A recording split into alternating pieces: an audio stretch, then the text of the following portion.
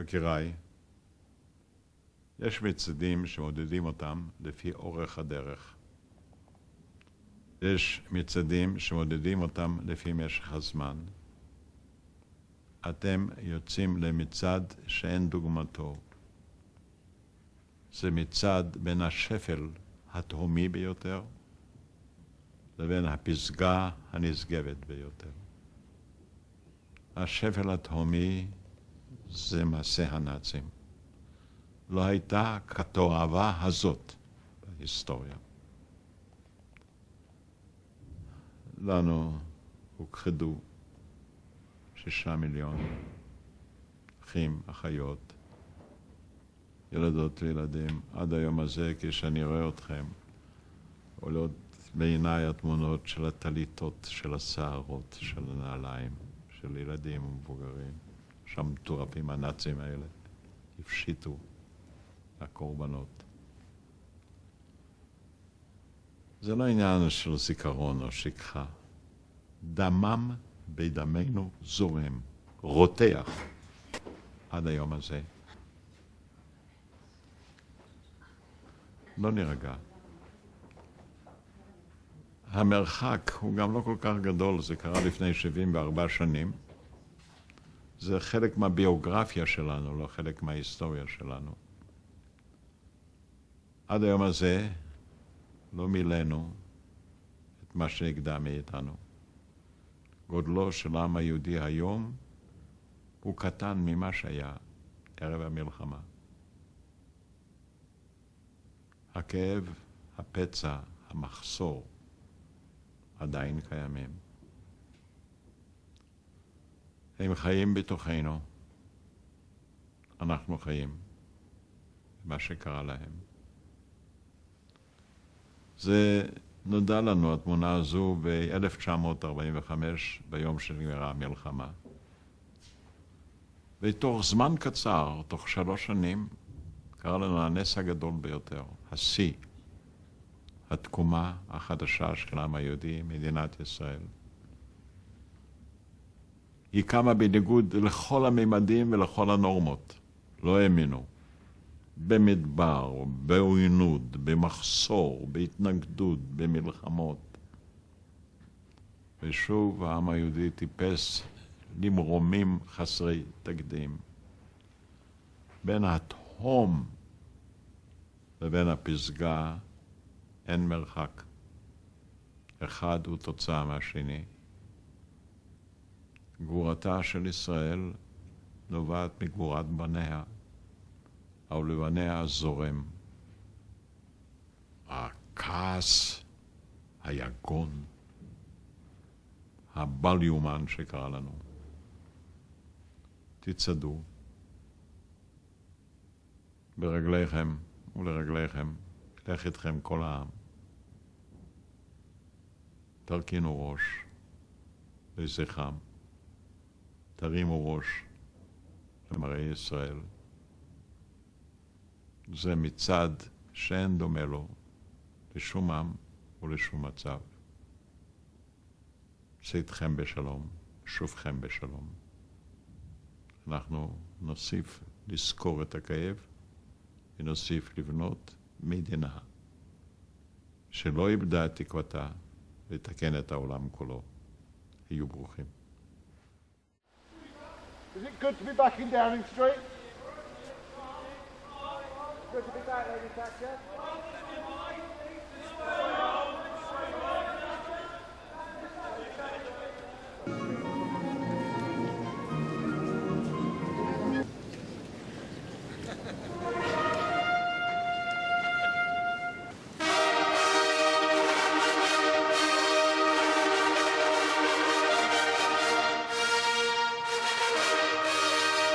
I would invite all of you, therefore, within your respective spheres of remains an inspiration to many across the globe.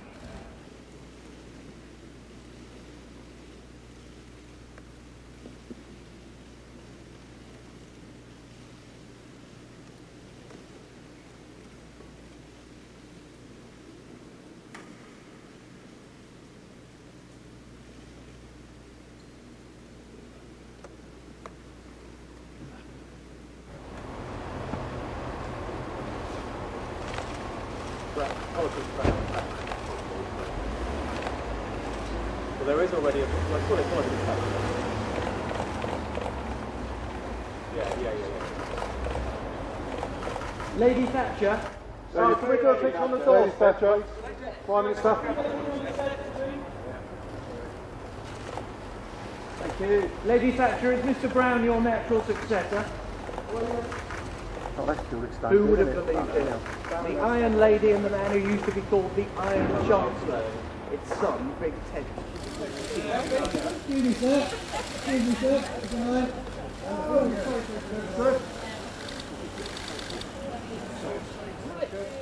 Baroness Thatcher, how are you feeling? Just at the door, sir. One more, just one of them more at the door. I think that's possibly a no. Thank you. I've had the privilege of working with you in the different hats you have worn in government, and it's a great privilege for me to be able to be here now representing President Obama and the American people in this effort to try to get us across the line. We all know it's not easy, but as you said yourself, it can be done, and it has been expressed by your leaders and others through years that people believe in the possibility of a two-state solution. I am convinced there is a road forward, and I look forward to the discussions with your leaders and yourself regarding how that road could be sort of reignited, if you will, once again, setting out on that path. I would say to everybody, I have no illusions about difficulties. We've seen them. But you have to believe in the possibilities to be able to get there, and you and I believe in them, and I am convinced that there is a road ahead. With respect to Iran and other threats, I am very pleased to confirm to you what I know you know, and what I hope the people of Israel know after the historic visit of President Obama here. You have a friend in President Obama. You have friends in this administration, in the Congress, and in America. We understand the nature of the threat of Iran. And as the President has said many times, he doesn't bluff. He is serious. We will stand with Israel against this threat and with the rest of the world who have underscored that all we are looking for is Iran to live up to its international obligations. No option is off the table. No option will be taken off the table. And I confirm to you, Mr. President, that we will continue to seek a diplomatic solution, but our eyes are open, and we understand that the clock is moving. And no one will allow the diplomatic process to stand in the way of whatever choices need to be made to protect the world from yet another nuclear weapon in the wrong hands. So I look forward to our conversation. I look forward to my subsequent conversations while I'm here. And I'm confident, Mr. President, that we will be working together and seeing more of each other over the course of these next months. And thank you again for a very, very generous welcome. Thank you very much. העולם ובעיקר בריטניה נפרדו אתמול מאחת הנשים החזקות במאה ה-20. מרגרט תאצ'ר היא הייתה ראש הממשלה הבריטי במשך 11 שנה, אישה שנויה במחלוקת. אנחנו שוחחנו עם השגריר הבריטי כאן בישראל, מתיו גולד. Ambassador Gold, let's talk a bit about the controversial political figure that was Margaret Thatcher. What do you remember about her? Well, I remember her as the Prime Minister when I was growing up. I remember her as a leader of enormous courage, strength, and clear principles. This was a woman who knew what she believed in and was prepared to fight for what she believed in. It wasn't always popular, but she was one of those very rare people who has the courage to change the course of history. Yeah, meaning she was a different kind of politician, the kind that didn't care only to get re-elected again. She had a very clear sense of what she believed to be right, and she fought for that. She had a clear sense of what she wanted to do on the economy, and at times it was very unpopular. She had a clear sense of standing up for freedom and against repression and dictatorship, and at times that wasn't popular either. But I think we look back at somebody who was a great Prime Minister, a great leader, and a great Britain.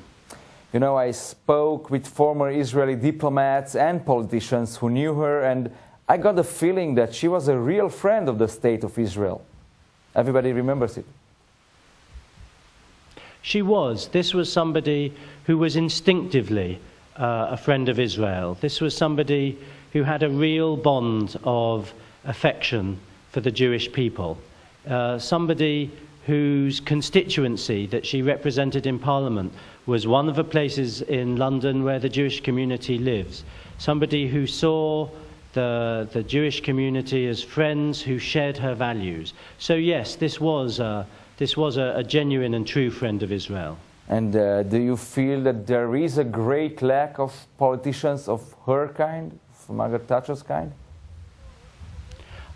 I think she was unique.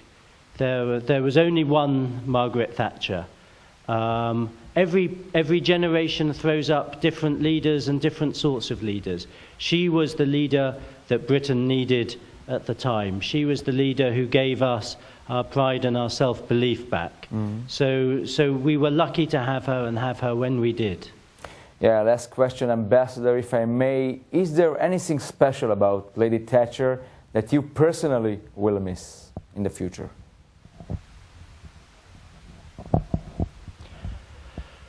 There's a lot that we'll miss. I think we will miss that very clear sense of right and wrong. Sometimes a clear sense that was interpreted by some as inflexibility. There was a toughness there, and a determination, and an extraordinary courage. I think for all those things, she was rightly called the Iron Lady, and we'll remember her that way. Ambassador Matthew Gold, thank you very much, sir. Thank you. I want to thank Prime Minister Netanyahu for, first of all, his extraordinary hospitality yet again. We had an extremely friendly, very productive, long discussion last night.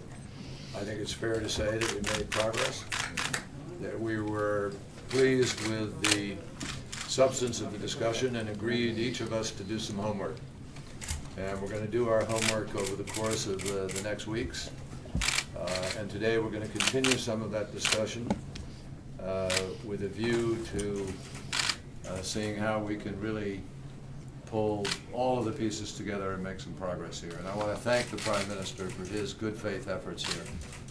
It's been serious, it's been focused, and I would characterize it as very productive. Thank you. Thank you, John. It's good to see you again in Jerusalem and to work at our common goal for peace. I'm determined to not only to resume the peace process with the Palestinians, but to make a serious effort to end this conflict once and for all. This has economic components. We welcome any initiatives that you and others will bring forward in this regard. But it also has a political component, political discussions that will address a myriad of issues, foremost in our minds the questions of recognition and security. This is a real effort, and we look forward to advance in this effort with you. We've been talking about several other issues, and I'll only mention two. First, we've been talking about Syria and the human tragedy there, but the fragmentation of that country is creating a situation where one of the most dangerous stockpiles of weapons in the world is now becoming accessible to terrorists of every shade and hue. This is of great concern for both of us, for both the United States and Israel, and we are talking about addressing this problem specifically. And last, and certainly not least, we've been talking about Iran. I think everybody understands that Iran has been running out the clock, has been using the talks to continue to advance its nuclear program.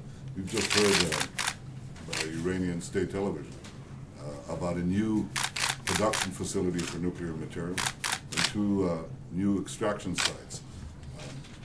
I think we also understand what it means for the world to have rogue states with nuclear weapons. Iran cannot be allowed to cross into that world. It cannot be allowed to continue its program, its nuclear weapons program, and we must not allow it to continue to do so in defiance of the entire international community. These are the three most obvious subjects we've been talking about. You may not believe it, but we've actually talked about a few others as well, and it's good to see you again. Thank you very much. If I could just add very quickly one thing. We have been talking about some economic initiative, but I think both of us, and the Prime Minister just said this, we want to make it absolutely clear that whatever steps we take with respect to economics are in no way a substitute, but they are in addition to the political track. The political track is first and foremost. Other things may happen to supplement it. Secondly, with respect to Iran, I have reiterated to the Prime Minister, as I did yesterday to the President, President Obama could not be more clear. Iran cannot have and will not have a nuclear weapon. And the United States of America has made clear that we stand not just with Israel, but with the entire international community in making it clear that we are serious, we are open to negotiation, but it is not an open-ended, endless negotiation. It cannot be used as an excuse for other efforts to try to break out with respect to a nuclear weapon. And we are well aware and coordinating very, very closely with respect to all of our assessments regarding that. But President Obama doesn't bluff. He's made that very clear to me. And we hope the Iranians will come back to the table with a very serious proposal. Thank you. הבוקר נפתח בצורה מעט סגרירית, אבל מחר, יום חמישי, נפתחת עונת הרחצה לשנת 2013. שלחנו את כתבנו גלעד מורג לחוף לדבר עם המתרחצים הראשונים. ברוך הבא לחוף הים של תל אביב. אנחנו נמצאים יום לפני פתיחת עונת הרחצה, שתיפתח מחר בכל רחבי הארץ. צפויים להגיע לכל החופים בישראל, החל ממחר עשרות אלפי מבלים שיפקדו את החופים במהלך השנה. אנחנו נמצאים כאן בתל אביב, בחוף מציצים, אחד מבין 13 החופים של תל אביב. במהלך עונת הרחצה יהיו פתוחים 8 חופים בימים א' עד ה' ובשבת בעיר, ובימי שישי יהיו פתוחים 4 חופים בלבד. נמצאת איתנו אחת המבלות בחוף, שני. היי שני, בוקר טוב. היי, בוקר טוב. מה נשמע? בסדר, תודה. מה דעתך על זה שלא פותחים את כל החופים בתחילת עונת הרחצה? זה לא הגיוני בעיניי בכלל. חיכינו לזה כל החורף, ועכשיו יהיה נורא צפוף בים, וגם ככה נורא צפוף. אז ממש לא בסדר. ובתכלס מה שיקרה זה שאנחנו נמשיך ללכת כל אחד לחוף שהוא אוהב, פשוט לא יהיו מצילים, וזה נורא מסוכן. ולא מקובל עליי. צריכים לפתוח את כל החופים, זה לא הגיוני. תודה שני. בוא נשמע מה יש לנציג העירייה טל פילטר, שנמצא איתנו כאן להגיד. טל הוא המציל הראשי של עיריית תל אביב. טל, בוקר טוב. בוקר אור. למה רק פותחים 8 חופים? עיריית תל אביב יפו פעלה בכל האמצעים על מנת לגייס כל מציל פנוי בארץ כדי לפתוח יותר חופים. אנחנו פעלנו כבר מסוף עונת הרחצה 2012, לא חיכינו לכרגע. מסוף עונת הרחצה 2012 פעלנו בכל האמצעים לגייס כל מציל פנוי. למרות זאת, לא הצלחנו לגייס בגלל הסכמי השכר שמגבילים אותנו. הסכמי השכר הארציים של המצילים לא מאפשרים לשלם למצילים שכר כמו שהם חושבים שמגיע להם, והם צודקים בנקודה הזו, למרות שהעירייה מעוניינת לשלם יותר, ולכן כל מציל פנוי שהגיע אלינו כבר ב1 למרץ, מעל חודש לפני פתיחת עונת הרחצה, קלטנו אותו, ולצערנו, עם כל המשאבים שעומדים לרשותנו, אין ביכולתנו לפתוח יותר מ8 חופים. אוקיי, אבל מה בכל זאת יוכלו המבלים לראות בחופים? המבלים יוכלו לראות בחופים הרבה דברים יפים, אבל מכיוון שאני באמת, ואנחנו העירייה רוצים שיהנו מזה, חשוב לפני כן להדגיש שאנחנו פונים דרככם לצופים בכל לשון של בקשה להגיע רק ל8 החופים שפעילים, ורק בשעות שהמצילים מאיישים את תחנות ההצלה. אנחנו ממש פונים ומתחננים לא להגיע, לא להיכנס למים לחופים שאין בהם מצילים, או בשעות אין בתחנות ההצלה מצילים, כדי שלא יקרו אסונות. אנחנו ממש לא מעוניינים שיקרו אסונות. לבוא לחופים שאין בהם מצילים, או להיכנס למים בחופים בשעות שהמצילים לא נמצאים בהם, משול לקפיצה לכביש ראשי ולהתפלל שלא תידרס. וזה לא יקרה, תידרס ובים תטבע.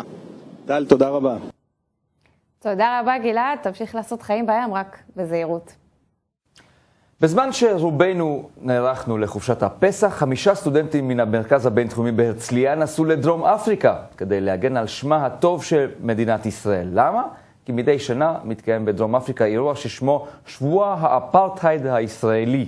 אנחנו נפגוש עכשיו את אחת הסטודנטיות, דבורה דסטה, שלום לך. שלום. אז את היית חלק מן הקבוצה הזאת של הישראלים, שנסע במסגרת קבוצה גדולה יותר של הסברה ששמה ישראל שבלב. נכון. מה זה שבוע האפרטהייד הישראלי, קודם כל? אוקיי, שבוע האפרטהייד הישראלי הוא שבוע שלם, שבו מדינת ישראל למעשה מושמצת, מוצגת כאיזה מין חיה שלא מן העולם הזה, שכל תפקידה בעולם זה להרע לערביי ישראל או לפלסטינים. זה שבוע שבמהלכו מעל 200 אוניברסיטאות ברחבי העולם, שוב, מציגים כל מיני אינפורמציה מוטעת על ישראל, מציגים את ישראל באור מאוד מאוד מאוד לא מחמיא, ואנחנו באנו להציג ישראל אחרת. כמעט הייתי שואל אותך מה שונה השבוע הזה משאר השבועות, אפרופו פסח, אבל ואז אתם מה? 5 סטודנטים ישראלים נאלצים להתמודד עם כל ההשמצות האלה במשך שבוע? אנחנו מנסים. זה באמת מאוד, לא אגיד שאפתני, אבל זה באמת עבודה מאוד מאוד קשה. במהלך השנה, נכון שישראל לא בעולם, היא מוצגת בצורה באמת לא מחמיאה, באופן כללי. אבל בשבוע הזה המאמצים באמת הרבה יותר ממוקדים.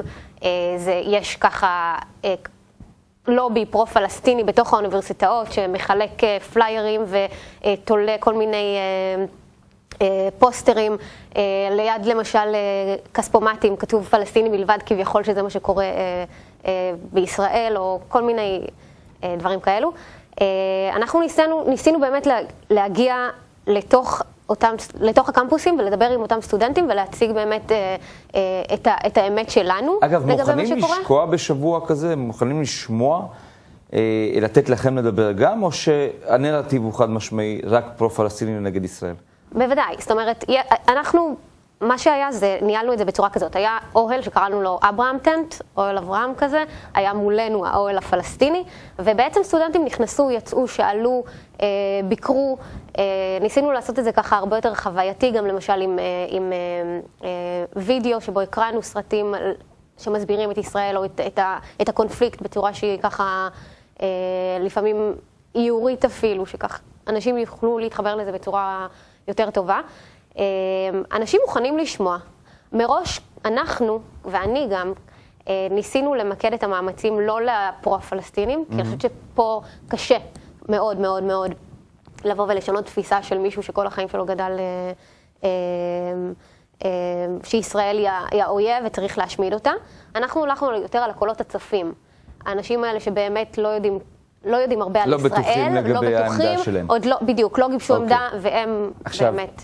אמרתי קודם שאת חברה בקבוצה ששמה ישראל שבלב. נכון. זה ארגון הסברה ישראלי, יהודי. למה נבחרתם אתם, ומה הקריטריונים, למשל, שעל פיהם נבחרתם לנסוע? אז כפי שבאמת הצגת, אני סטודנטית במרכז הבינתחומי.